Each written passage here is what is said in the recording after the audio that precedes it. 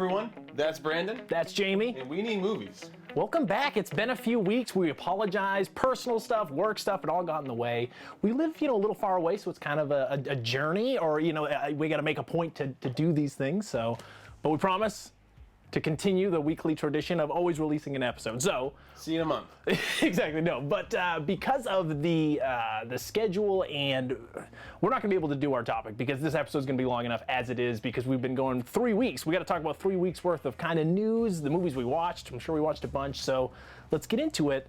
As of now, as of shooting anyway, the last movie that we both watched in theaters was Sausage Party, right? So let's talk about that, man. Sausage Party.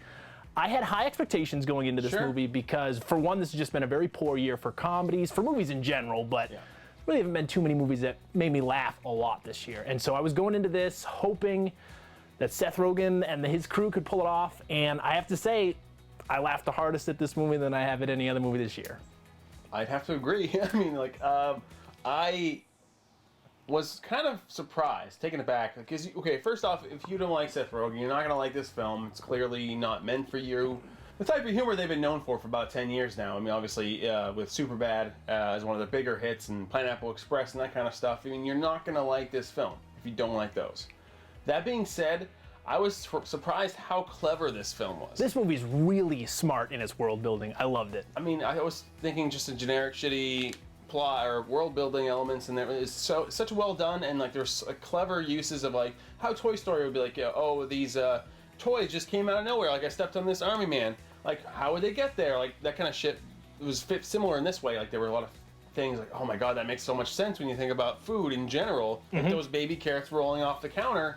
It's because they're trying to escape. It makes a lot of interesting nods like that. It's pretty cool. What I love most about it are all of the parallels that it does with our own world, with regards to race relation, religion, all this different stuff that it's not afraid to poke fun of. It makes fun of everyone equally. It's got a great voice cast, and man, just the laughs come very hard in the very beginning, and then I feel like it kind of takes a dip towards the middle, but I'm still very entertained because it's still building on this premise, this world, this concept that I'm still fully engaged. I will say, we talk a lot about, on this show specifically, about villains in movies that don't need to be there and whatnot. And this villain, while he did not need to be there at all, you could take him out and the story itself is pretty much the same. I found Nick Kroll's voice performance to be one of my favorite in years. I laughed every time he opened his mouth. Jack it up, bro. He's a douche. He's a literal douche. And so he's doing this New Jersey douche accent, and it's fantastic. He just keeps getting louder and louder and more intense. I love the voice cast, man. And yeah, this movie had me laughing my ass off. The ending is the most over-the-top, insane finale in years. Literally mouth on the floor, people howling in laughter at just how crazy what they're watching is happening.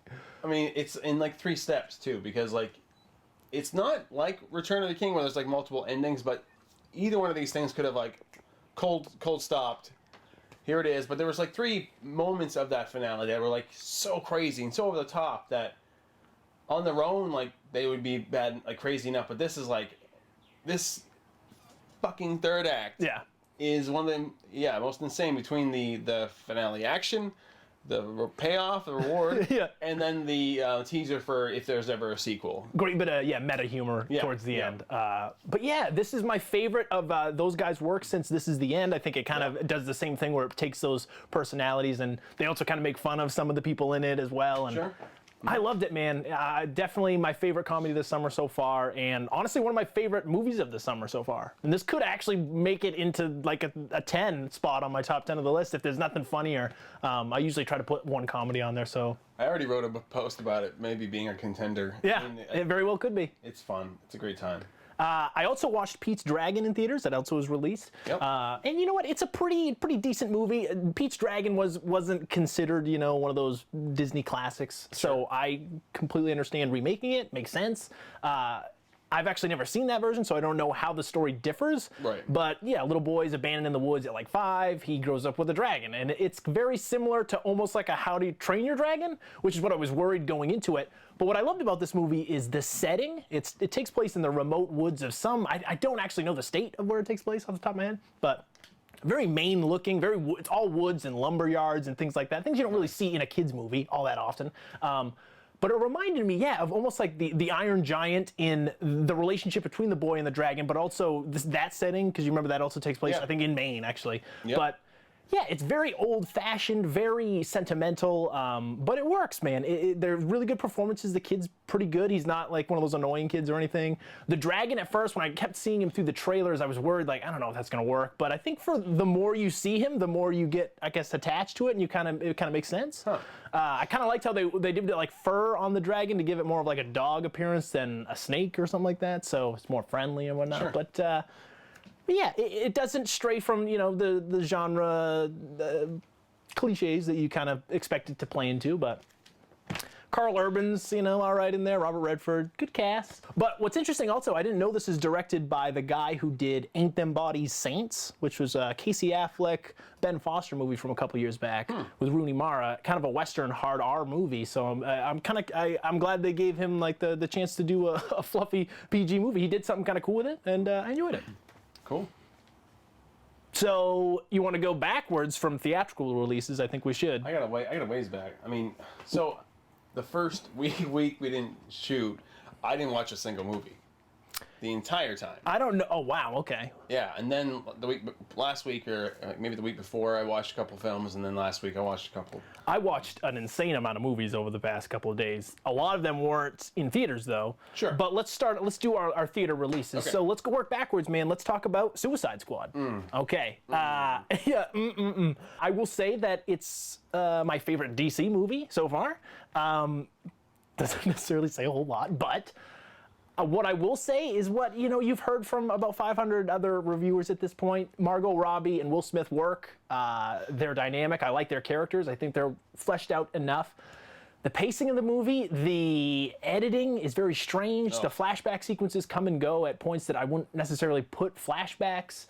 The story is very simple. They go on once the team is actually assembled. I actually didn't mind the setup in the beginning. I was worried when they started doing each character. I was like, are they gonna do fucking like 40 minutes of this stuff, just establishing each character? And they're able to manage to just squeeze in other characters later on without having to go, hey, this is who this person is. This is what they do. No wonder why. Fucking done. Yeah. So, yeah, I like the cast. I did not like the villain, which a lot of people are saying. The villain of Enchantress itself, I think, could have worked, but then using the brother thing, which was really just terrible CGI, and I didn't even know what he was, what he wanted. I didn't know anything about that character. Once the team is assembled, that's when the movie kind of starts to fall off, and it's just them going on a very generic mission to fight some generic faceless zombie armies. Not even. I mean, spoilers for the shitty movie, but they go save Amanda Waller. It's like, why are you there? Why? So you risking... And the reason, and the funny thing is, like, they're not even going after the main bad guy at first. It's something she fucked up with, and so she has to clean the mess up, and then somehow she, I think it's going to be swept under the rug. It ain't going to happen. I mean, this movie had no fucking logical progression at all. It got worse. It got stupider as it went on.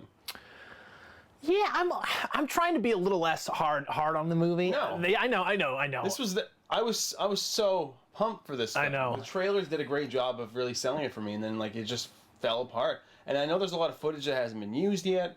A lot of different edits. Trailer House Trailer Park, they edited a cut of the film. Wow. So that's why I think part of their thing, if it wasn't all their cut, what stayed in was like the initial, like all the soundtrack. Like there's not much of a score. It's mostly like pop song, pop song, pop song. Yeah, that was actually, and I'm actually a huge supporter of using decent music in movies. I love when they put a familiar song in there. Not opposed to a score. I definitely prefer a score, but I love movies that are able to kind of create iconic moments using music and imagery, obviously. But yeah, each time it came up with a new character, it was a new song, and it got fucking grating after a while. Even if I didn't mind the music, it was just like, this is a little music video-y. Yeah, it is, and it pissed me off. Yeah, I wasn't angry leaving the theater. I had a fine enough time. It's not, I wouldn't even put it close to anywhere the worst of the year so far. It's a huge letdown. That being said, there are a lot of moments in it that I think were handled really well. I think David Ayer is a competent filmmaker, and I like most of his other stuff.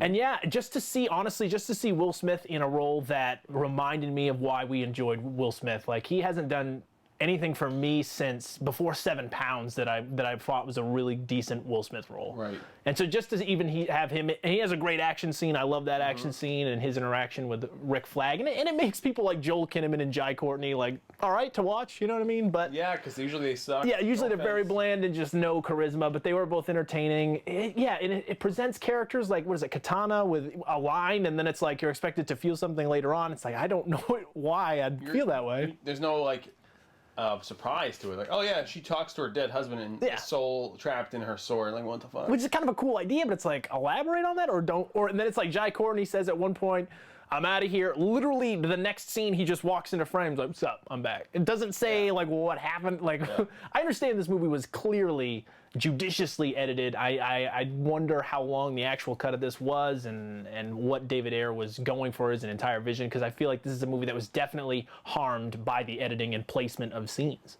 because it'll go from an action scene to 3 flashbacks in a row, and then you go back and it's like, I've already lost the connection to what you were setting me up for. I feel like this movie could have been a lot better with the footage and actors they had, but kind of just got muddled along the way. Yeah, not one I particularly really enjoyed, but I didn't dislike the movie either. What did you think of the Joker? Yeah, the Joker, one, he wasn't even in enough scenes for me to grasp a lot, but not something... Damn it, man. I don't know. I was, again, looking forward to this. I like the idea of having like a punk, rock, badass, almost gangster Joker. Yep. But seeing it on film, man, I like Jared Leto. Maybe if I got more of it, I would feel more connected to the character. But what I saw was kind of subpar. I don't know.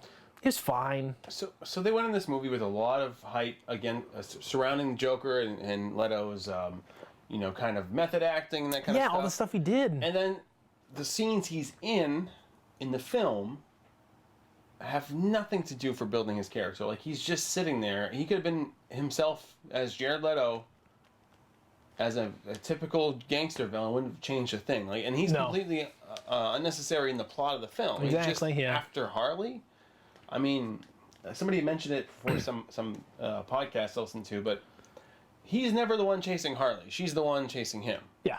But and he has like this love-hate. He sometimes wants to kill her. Sometimes he wants to, he loves her, and it's like this weird thing. But he wouldn't be chasing after her at all. He wouldn't give a shit. Right.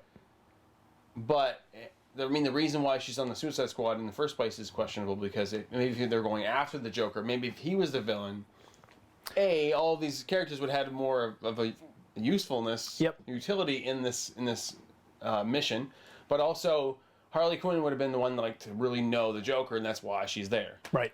But I mean, with a baseball bat against these fucking... Yeah, these zombie creature, whatever the hell they were. I don't know. Yeah. Having said all that, I sadly went to see it twice. Oh, yeah? Reason being, so after the first time, I was kind of like, that's all right. And then the more I thought about it, the more I was pissed off. Okay. But then I wanted to see Lights Out, so I watched a double feature at the drive-in. Oh, wow, okay. And I was so pissed off. Yeah. Because A, I had to watch that again, and B, I really did not like Lights Out. Yeah, Lights Out. Like, again, yeah, I didn't hate that movie either, but yeah, I was really disappointed in that movie too. My friend and I were laughing at how bad it was. Okay, I don't know, maybe visually, there's some cool visual definitely. Special effects with the creature, the what's her name, but in the dark. But for the most part, it was really poorly acted. I don't really like the story that much. It's so small scale. I just really didn't care at all. Yeah, about any of the really characters. I wouldn't say it's poorly acted. I thought they did a fine enough job. And again, it's good at building atmosphere in certain scenes, but for the most part, yeah, really. And it's weird. This is certified fresh on Rotten Tomatoes, and I could think of 3 other horror movies that came out this year that are much better and that were much more hated, I guess. But whatever. And part of that too is, I love the director, David F. Sandberg. He did all those short films, mostly in YouTube and Vimeo. Like Lights Out was originally a short, like a 2-minute short. Super well done. Such great sense of dread in his shorts, and like a really quick, right to the point concept. But then, I don't know if this idea was just too big for him. Like some of the dialogue kind of felt weird too. Like, why would they say that? Like, cliche boyfriend. He wants to be with her, but she doesn't want to be. At least that was kind of different, where it was like, there was a different relationship there. Usually it's just like their boyfriend, girlfriend, but he was like desperately trying to be with her, and she was like apprehensive, which was cool. Like, but there's some of it like wasn't really well written. Who am I to judge writing? Good dialogue. I actually watched Sausage Party twice in theaters. Oh shit! I gotta go see it. But I also saw a few indie films in at the Railroad here in theaters. So I checked out Captain Fantastic with Viggo Mortensen, and basically is about him and his wife. They have children. They set up this family out in the middle of the woods, and he teaches them from birth pretty much just to constantly read, and they're always doing exercise. He's basically building like the perfect human being, I guess. That's what he wants. Like all these like very knowledgeable and can do anything pretty much. But what happens is it opens with his wife has just committed suicide. She's had very issues with depression her whole life, and Frank Langella, who plays her father, blames him and is not allowing him or the family to come to the funeral. But yeah, as far as I remember, again, it was like 3 weeks ago, they all were born in the woods, so they have no outside knowledge of the outside world or whatnot, or how to operate in it. And so it's about them deciding that they want to go to the funeral anyway, and they're not going to let him like say what they can and cannot do. So it's them kind of interacting, fish out of water story, them interacting with the world. And one of the kids has always been very spiteful and disliked the fact that they live here and doesn't like the lifestyle. But it's crazy. It's really, really well written in the fact that all of the kids are very different. Viggo Mortensen, this is his best performances in years. Like I could honestly see him getting a Best Actor nomination for this. Cool. It's great, really good. And yeah, man, it's really interesting in the way they interact with the world outside when they look at it like everybody's so fat, and they all like it's funny because they are like literally like so fit. Every morning they go out and do like crazy miles of running around, and that's all. But so it's funny that they know everything, but they don't really know anything is how they describe it. Like they don't know how to talk to just people who aren't in their like immediate like circle of family. But Right. It doesn't offer easy solutions, which I liked. It doesn't, do some sort of flip-flop where it presents such a hard situation. None of the answers that it provides, especially towards the end, are easy to make or anything like that. And it sticks its guns, and it's really well written, really well acted. I would check it out. I've been wanting to, and I think it's gone now. Probably. But the other movie that I checked out was The Hunt for the Wilder People. This is Taika Waititi. He directed this. It's right before he went on to Thor Ragnarok, and it stars Sam Neill. It's about this little kid named Ricky Baker, this little fat kid who has been in and out of the juvenile hall system. I think he's like 12 or 13 or something like that.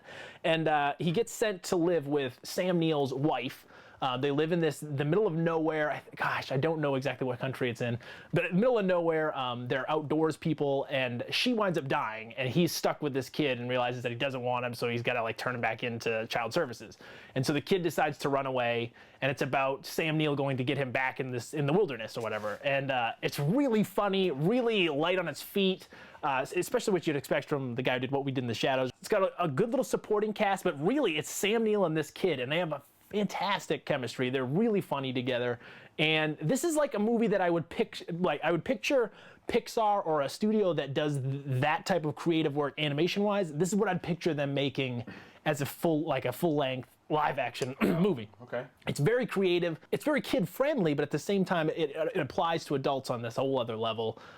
So yeah, it's almost a movie you could watch as a kid, and it's not necessarily, there's not a lot of violence or swearing or anything in it, but it's really meaningful, and I love their relationship, man. Like it's a really good old guy, little kid movie. I don't know.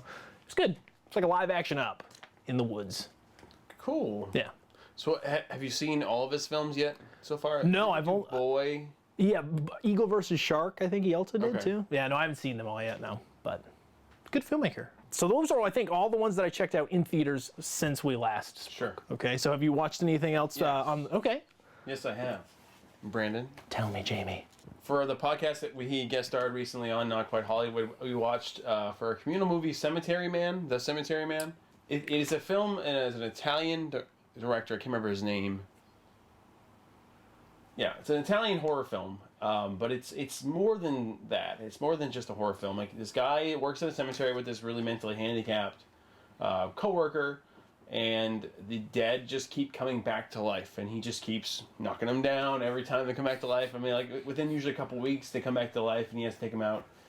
And it's a bizarre film. He falls in love with this girl. She ends up dying, but she gets almost like reincarnated in different forms later on in the film. Like, it's like this golden achievement. He's trying to get her and be with her, but he can never get her. And and it's existential in a lot of ways. Like there's a discussion that my friend John and I had about it after, and it means a lot more in the end when you realize what it's really about, I think, than what it ostensibly feels like it's about. Okay.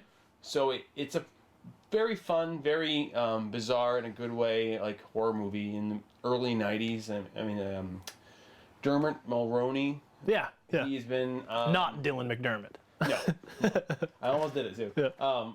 He had been pitching at least in the late '90s to make an American version of it, but he never wanted to. The director decided not to, which was fine.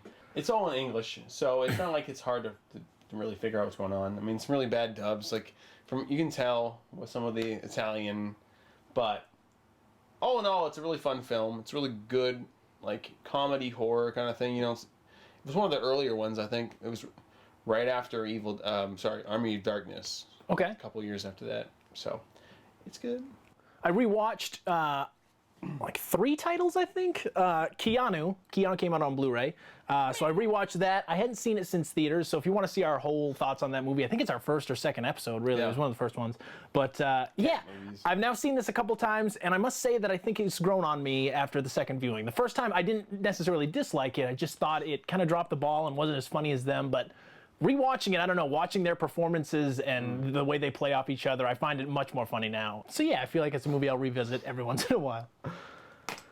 Then I also rewatched, speaking of David Ayer, was Fury. Hadn't seen it in a while. But check this out. Yeah, one of my favorite World War II movies in a very long time. The only thing that I've always thought was weird about this movie is the way that some of the warfare battle scenes when they're shooting like tanks and missiles and whatnot, it has like a green laser beam or like a yellow like laser beam, and it always reminded me of Star Wars, and it's really weird because I don't think that would happen in real life. I don't know what that shock of like light or beam of light is from, because it's sometimes when they're using their guns too, and I was like, I think they wanted to make it seem more visceral or more like things are more happening, because maybe they didn't see, you couldn't see the thing flying by or something, because they used a trail of light and it makes no sense in my opinion, but again, I have no idea. I don't know, but it did not look like. But other than that, really good cast. Brad Pitt, Shia LaBeouf, Michael Pena. Shia LaBeouf's really good in it. He is really good in it. Logan Lerman delivers a really good performance in here too. Really cool, just about a tank crew.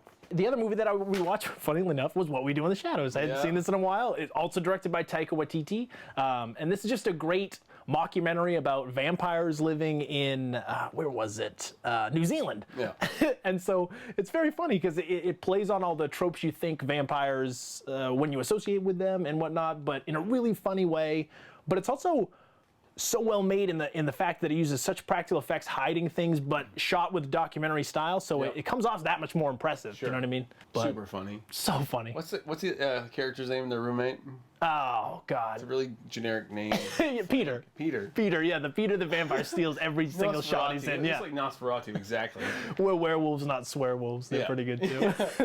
I actually rewatched for my blog Rat Race. Oh yeah. God damn, that holds up. That is. Does it really? Still one of the funniest movies I've seen in a long time. No way. That's funny. Okay. Everybody brought their A game. Everybody's having fun with it. Like Rowan Atkinson, who's famous for Mr. Bean. He plays essentially an Italian Mr. Bean. It's Elise. And like, cause like even especially with the baby in the train, he's like making like Mr. Bean mannerisms and stuff. It's really fun. And I mean, like people like who are not known for comedy but have comedic backgrounds, like Whoopi Goldberg, Cuba Gooding Jr. Yep. Like they did a good job. I mean, obviously Seth Green and Vince Villaf, the brothers. Yes. They're great. Oh my God. Amy Smart and Breckin Meyer. Yep. Yeah. And a lot. The road trip retelling. Cast. Yeah. I mean, John Lovitz is fucking hilarious. Like His they all character's brought their typical humor. Like John Cleese, like Dave Thomas. They all brought their personalities in these roles and really just made a great movie. And I had a fun time. Like it's similar to films like oh Jesus. It's a mad I was world. gonna say that, but I was something else first. The Great Adventure or something. Some of the like these like ensemble like chase movies where you're trying to get to a goal first or. And what is it? Is it $2 million or $1 million? I forget. $2 million. Yeah, just a bunch of. I love the concept. People in Vegas, like you go, like you get this coin. You're like it's like Willy Wonka's golden ticket, and you get selected for this bet, or like whoever can get there first gets $2 million, and It's just such a great time. It is. Oh, I haven't seen that in so long. Oh yeah, Wayne Knight's also in there. Yeah. So good. Yeah, that's a good one, man. I haven't seen that in a while. When was that released? Like 2001. Okay. All right, cool. Smash Mouth at the end? Yeah, it was great. Yeah, not dated. I was gonna say not dated at all. Another movie that I watched that was in my Blu-ray collection, bought a couple years ago, I haven't seen since. It was Spring. I've never seen this movie. It was by Draft House Films. Exactly, yeah. I've heard really good things about this. It's a movie about a guy whose mother dies of cancer, so he decides that, and he's about to lose his job, so he decides to just leave the U.S. He goes to Europe for just like a vacation. He has no idea what he's gonna do there. He just goes. Gets this job as like a farmer just so he can like find a place to live or whatever. So he's like working for rent. And he falls in love with this girl that he meets there, and slowly he starts to realize there's things about her that like he never can see her past a certain hour and weird things like that. And then it cuts to like the girl's perspective of what she's going through, and she is like, I don't want to say like a Jeepers Creepers thing, but there's a very specific guidelines of what every certain amount of time she has things happen, and so she turns into, she's very like it's like a monster, okay? But like very weird, very not what you're expecting like a girl to look like as a monster. But it's good. So it's about him trying to, once you discover that, which is about the first like 40 minutes or whatever, once you discover that, the rest of the movie is about him trying to convince her that he is the love of her life, and if she finds the love of her life, it's pretty much like Prince Charming. She'll stay a human because it's really cool how they explain the chemical reactions in your body that would allow this to happen. It's very scientific, like the way they talk about the actual condition once he finds out what it is. But it's the guy Lou Taylor Pucci from Evil Dead. He's the guy with the long hair and the glasses, the blonde, who gets this fucking shit destroyed out of him the entire movie. Should be dead 14 times. He directed it? No, he's the star of it. Directed by these, I think two guys who went there with like a drone and some footage and like was able to make this movie out of like, it's a very low budget independent movie, but great practical effects. There's a few CG moments just because you could tell they didn't have the money, but but it's an entertaining movie. I like the what they kept saying was, it was like a cross between Linklater and H.P. Lovecraft, which I thought's a pretty cool comparison because it really is. It's very, the dialogue and the performances are really believable, but the story they're set around is very strange. Wow. But it's not too bad. Not too bad at all.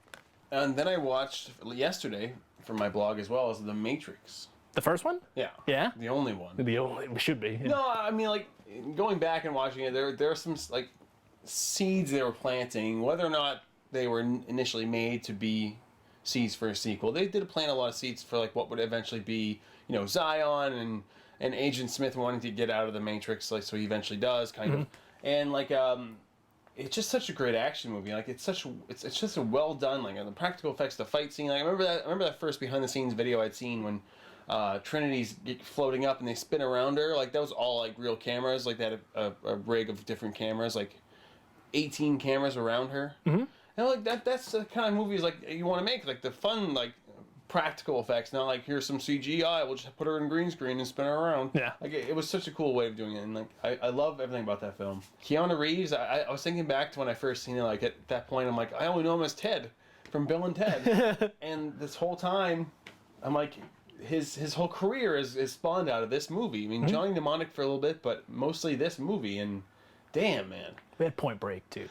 Fuck Speed. Well, I mean, like he had on a roll, but this was like really what gave him the A-list status that he had to get, like whatever 10 million, 20 million from every film. So, I mean, Day the Earth Stood Still. Yes. Come on. Thank God. But so that kind of thing. It was a fun movie. I really enjoyed watching it again. I checked out on Netflix a documentary, one that I'd been meaning to check out for a while, and it was Life Itself, about the life of Roger Ebert. Yes, I saw that last year. Yeah, very good, man. Yeah, I loved his relationship with Siskel. I didn't know it was so like back and forth, and they were so angry and competitive. And that's what's cool about the movie, though, is it also presents him in as he was, and it doesn't try to gloss over his lesser appealing attributes or whatnot. Like he was kind of slept around. He was a very egotistical person. And yeah, I love the behind the scenes stuff with him and Siskel, like when they were stopped rolling or whatever, and they talk to each other like, you're an asshole. Like it's amazing, really good stuff. But it's also, it puts into words what people like us really can't sometimes, which is just what movies mean to him. Like they meant the world to him, and they were a way for him to empathize with people that he'd never meet and experience things that in no way he could ever experience. And it's just a great a movie that for movie lovers, that even though if you're not interested necessarily in Roger Ebert the man, which you should because he did a lot for film critique and what we're doing now, really good movie, and it puts into words what I'd like to about what movies mean to me. So I'm trying to remember. That's Stephen Hooper. The filmmaker? No, he did Hoop Dreams. Yes, he did Hoop Dreams. Steven Yeah. something. Yeah. But they had the director and Roger Ebert had a really good relationship over the years. Like he was always an admirer of the director's work, and I think they befriended each other. And so at the end of the film, when he was with him, at that point he'd already like they're just like, yeah, let's just film whatever you're going through, because they'd already planned on doing it. I think already planned on doing a documentary, and then he died. I think during the production. Yeah, it was during the production or right after. Yeah. Yeah. Yep. I was always fascinated by how they had so much of his spoken word on film for after 35 whatever years. Yeah. That the voice modulator, they were able to call a lot of those words out and make a mostly capable like of his own voice. I was gonna say I couldn't tell if they were doing an impersonate or how this was being read in his original voice. I couldn't tell because I wondered maybe he probably just read like a book on tape, maybe of his book, because it's based on the book he wrote. So maybe that's how they did it. But yeah, pretty cool. Pretty awesome. I picked up The Lobster and I watched The Lobster.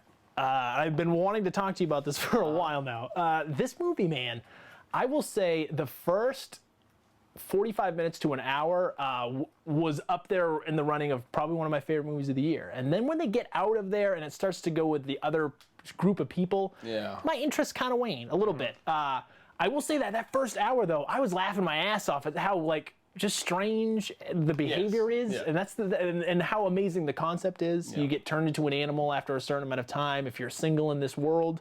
I love how they open the movie with that woman just pulling over and shooting the donkey. It's just crazy. It's just really crazy. I love the cast is really good. Colin Farrell, best performance I've seen in so long. Yeah, maybe ever. Yeah. Yep. I like what he does. I love in the beginning when she's asking him if he's heterosexual or homosexual, and he's like, well, I had one encounter, and she's like, well, you have to pick here, and he's like, thinking about he thinks about like, all right, the rest of my life, what am I gonna do? Do I want a dude or a girl? I guess I'll go heterosexual. It's really funny. I love John C. Reilly's character, the toaster. with the toaster. Yeah, like I said, it's so not for everyone. The guy who did this did Dogtooth, and I remember watching 20 minutes of Dogtooth and taking it, like stopping it, because it was just too weird. But again, I watched that back when I was, I guess, a little less open to weirder forms of cinema. This one's definitely more of a narrative movie than that one, from what I saw of it anyway. I don't know if this will make my top 10 of the year, but it's definitely a movie I want to show to people and get a reaction from, because overall, I definitely liked it. I liked also the ending and the weird implications that could lead, because it's a definite open-ended interpretation. And it's so sad, and it's like bums you out. You're just bummed out kind of by the end of it, but a lot of great stuff. And it's also uses like shocking violence with just weird passive aggressiveness, and so you're not sure how you're supposed to feel at certain points in the movie, which I kind of liked. But yeah, I'll agree with you too about the turn. It really gets. I didn't expect it to happen that soon. Me neither. No, me neither. And when you kind of are sold in this idea and you get out of it, it's kind of oh well, it does kind of meander and drag a bit, but I like some of the stuff and a lot of the interactions between Colin Farrell and Rachel Weisz, but man, it really starts slowly, just kind of it's like somebody like poked a balloon with a needle and just starts draining, and over time it's gonna be flat, and nothing. Whoa, come on. Fuck the lobster. No, but the ending's really cool. The first hour is definitely the best part of the film, and it's definitely worth seeing if you're into movies at all, and especially weird, quirky dramedies. Definitely check it out. The last couple of movies I picked up, so this was part of a 3-for deal. It was like buy 3 for 15 or some crap like that, whatever. So I got these movies at Best Buy. There was 2 movies that I've wanted for years, and the third one was just like, well, I need a third one. So the first one was Christine. I've never seen Christine, John Carpenter's classic based on Stephen King stuff. Right. Never seen Christine. I've wanted to for a long time. So when I saw this, I was like, yeah, definitely pick that up. Now is this the one you didn't want? No, like this is the one I wanted, and the next one I wanted. Monty Python and the Holy Grail, dude. It's the 40th anniversary of it. I've never owned this on Blu-ray, and I figured it was definitely about time. Then I picked up Zathura. I've never seen it. Oh, really? I like Jon Favreau, and I like Jumanji, and most of the work of Hans Christian Andersen. What was it? What's the guy's name? I don't know. Whatever. Chris Van Olsen? Yes, Allsberg or some shit, yeah. whatever. Yeah. But yeah, it's based on that. Same guy who did Jumanji and the Polar Express. Yep. But yeah, I figured this could be an okay, decent little like family adventure. I watched it last year. It's not too bad. Yeah, it's definitely CGI heavy, but it's fun. Dax Shepard as an astronaut. Yeah, it's not bad. It's like, yeah, whatever. It's got an okay score. So I figured out of all the stuff there, it was either that or Chappie, and I picked that. So I am not Chappie. I'm not watching Chappie again. I had my first pickup on this show. Really? I bought a Blu-ray. You bought a Blu-ray, dude? I wanted to show you something. I've been telling you about this Blu-ray Steelbook forever. Okay. It is my version of Ghostbusters. Yeah. So like the Ghostbusters logo in the back is the Stay Puft in the city. I like it. Pretty slick. Yeah. It's like somehow it plays on my Blu-ray player. I think it's UK.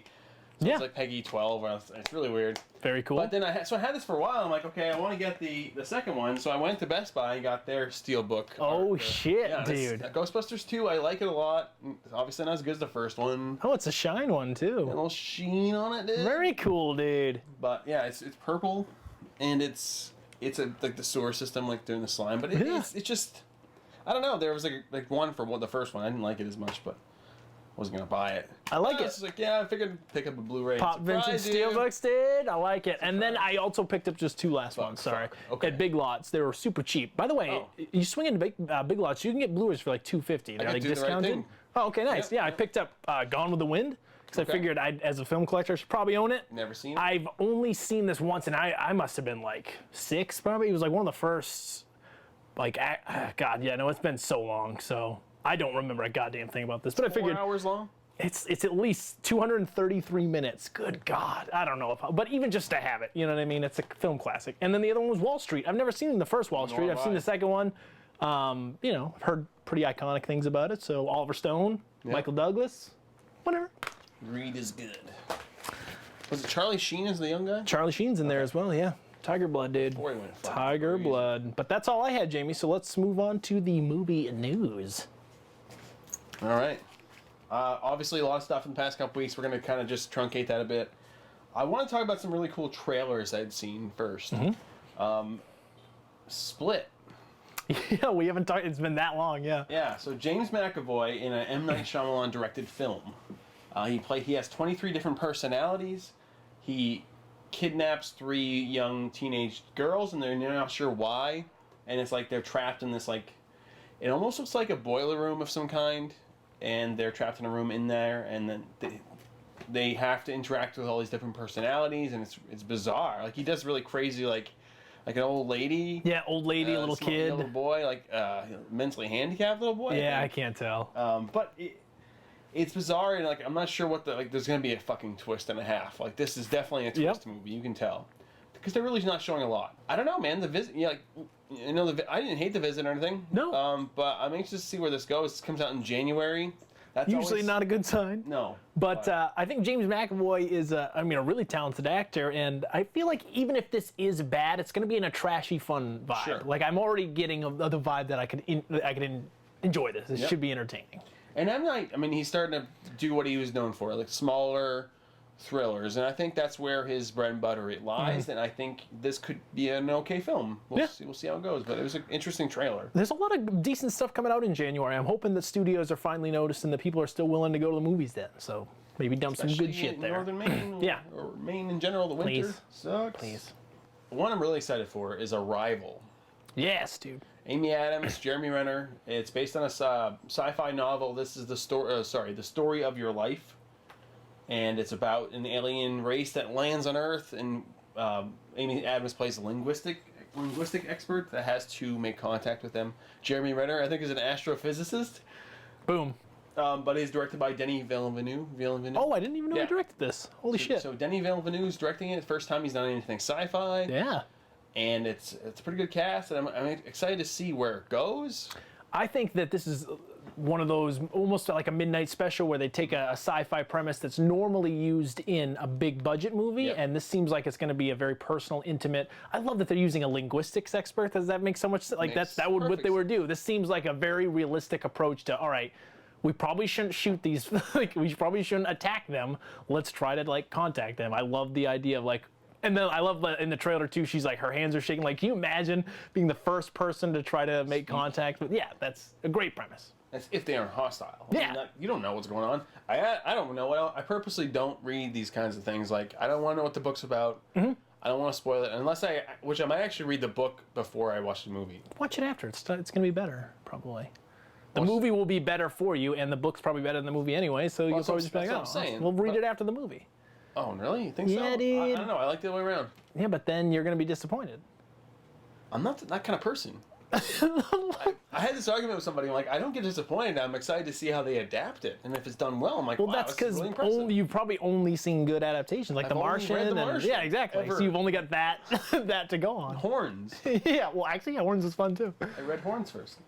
Horns, the book is better though. So Shut up, dude. it's not a bad movie. It just whatever. Resident Evil, the final chapter. I didn't even watch it. Don't bother. I don't want to. I won't. Why the fuck are they still? Is this the 6th? I don't know. Sixth Six or and seven. final, I believe. Yeah, but they delayed it for like a year or two because she was pregnant. Is it Paul W.S. Anderson doing it again? I think so. Okay.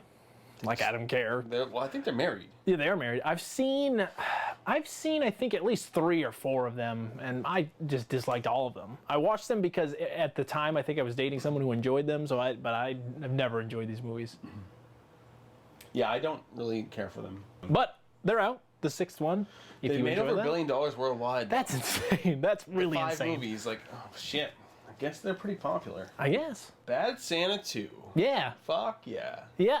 I've only seen the first one last year. Yeah, we just watched it the first time last year. And what's I don't know about this movie is because this movie is operating with Tony Cox alive. Yeah.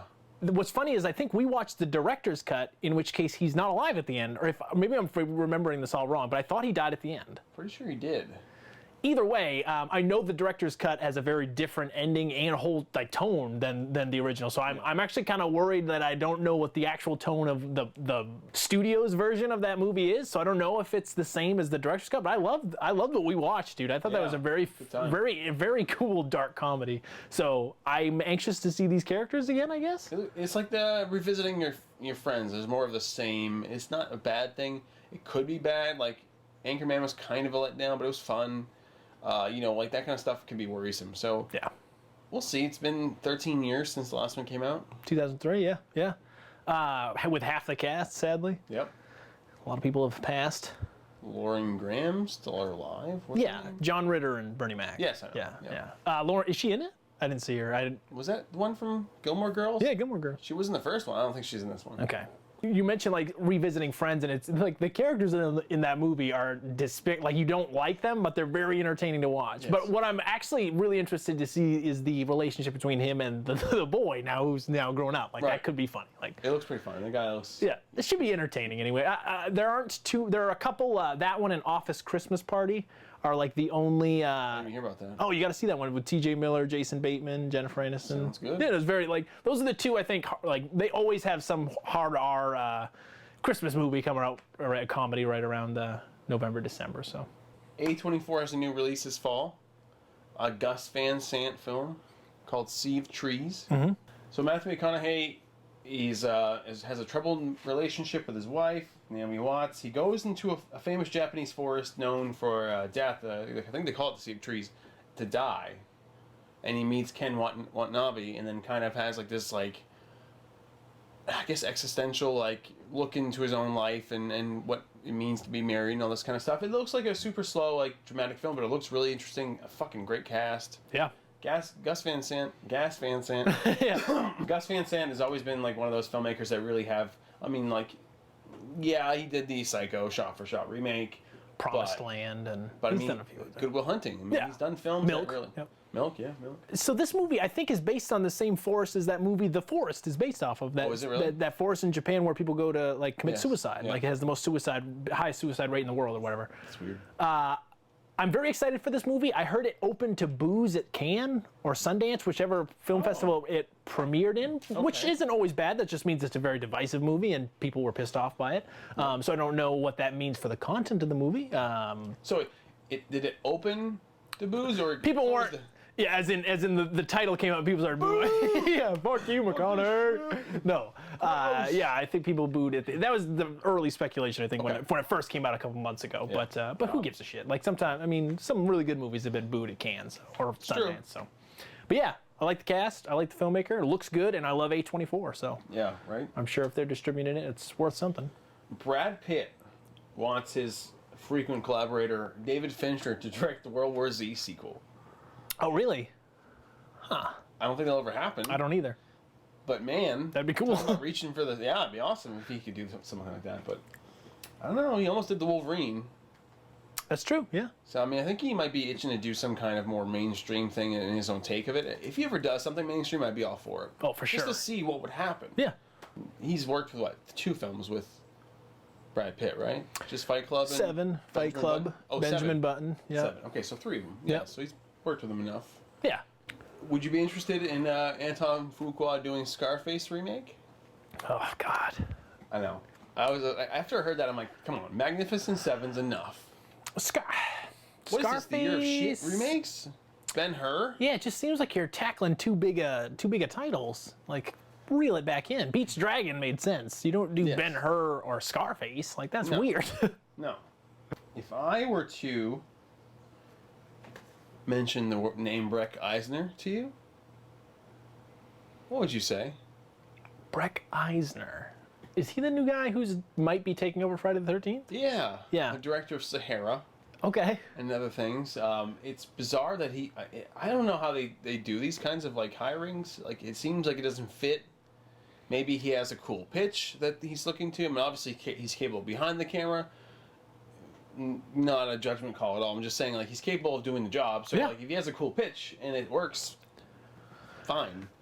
But I don't have much of a knowledge of his work besides Sahara. No, he's done. Yeah, there's 1 or 2 other ones that we're forgetting. But Breck Eisner, when I heard, because they're doing another Friday the 13th, rebooting it, reimagining it, pretty much taking the same premise, but they're saying it's different than you've ever seen it before. Which is cool to hear. Yes, and what's also cool to hear is, for the most part, especially when they do these horror, I wouldn't say horror remakes, but these horror movies that are either sequels or part of this larger universe, they usually give it to first-time directors because they don't really give a shit.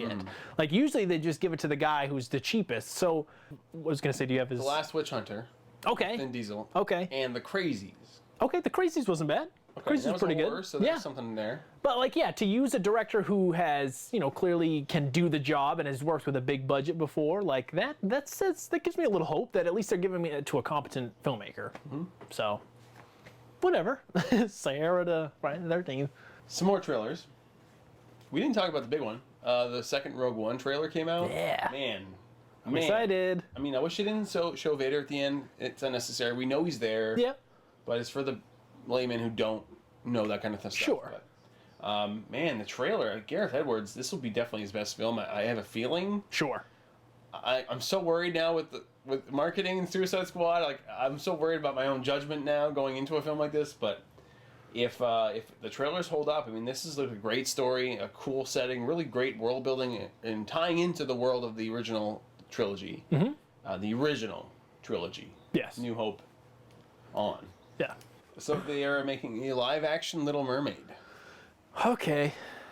They're really going off the success of all these, like Beauty and the Beast, Cinderella. I mean, they did a live-action, was it Peter Pan on TV? Doing all this other stuff. It's like, just like, all right, calm down. And you'd think they'd be able to come up with some new stuff, but they are consistently at least coming out with, I guess, original Moana. What is it? Is it Mona? Mona. Okay.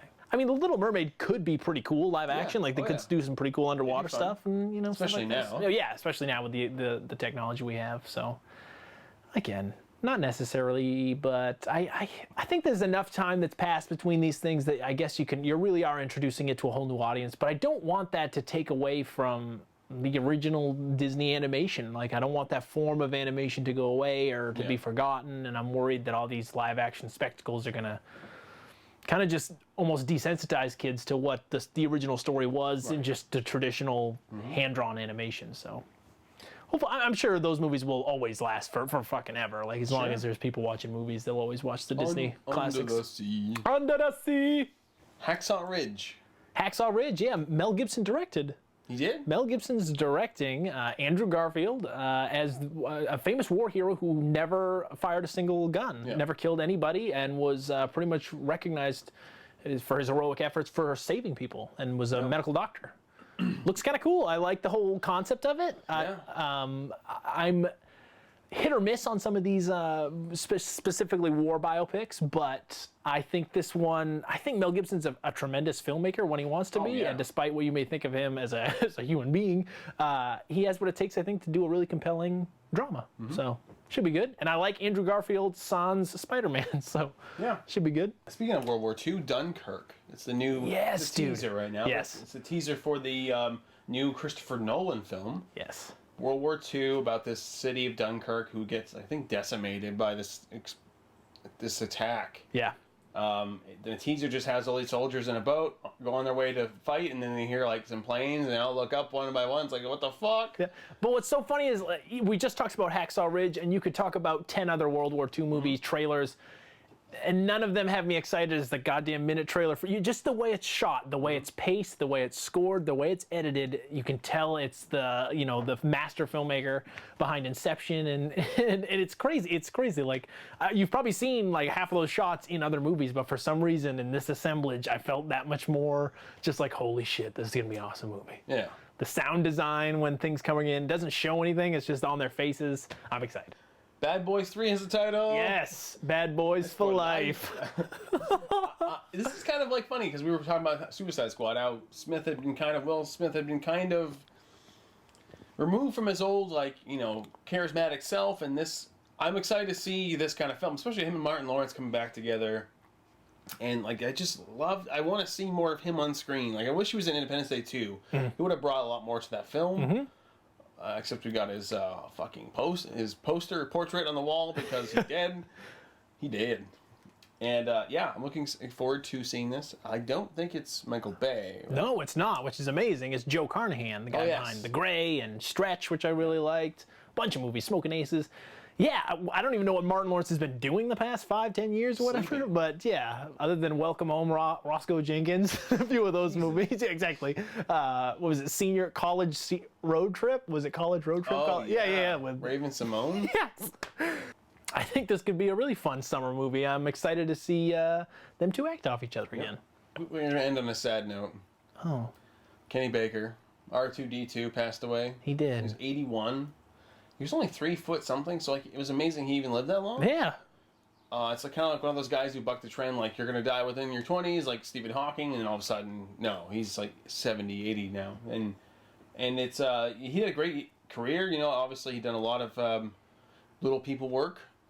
Obviously, notably, he was R2-D2. He did not do it in Force Awakens, I heard. Okay. Because of his health was waning already at that point. So tune in next week to hear our thoughts on War Dogs. There's a few movies that come out. Kubo and the Two Strings and Ben-Hur. Yeah. We're definitely not seeing Ben-Hur. I'm going to try to see Kubo and I'll definitely see War Dogs. I'm hoping to see Kubo, yeah. And yeah, we started looking at the movies coming out next week, and we figured with Don't Breathe and The Mechanic Resurrection, we figured let's do our best unnecessary sequels, movies that you thought did not deserve a sequel, shouldn't have had one, but for some reason it was enjoyable. Yeah. The Mechanic, I actually saw, wasn't too bad. I definitely didn't need a sequel, but the fact that it exists gives us this list, so it can't be too bad. A lot of good stuff on the way, Jamie. A lot of good stuff. I was funny enough, though, I remember this summer being pretty terrible week after week, being like, oh, I hope this is good or whatnot. But from September on to December, I was looking through week after week. There's a pretty decent release almost every week. It's a lot better. Yep. So a lot of good stuff on the horizon. Thank God. Yeah. We need some more to talk about. We really do. But but that's Jamie. And that's Brandon. And we need movies.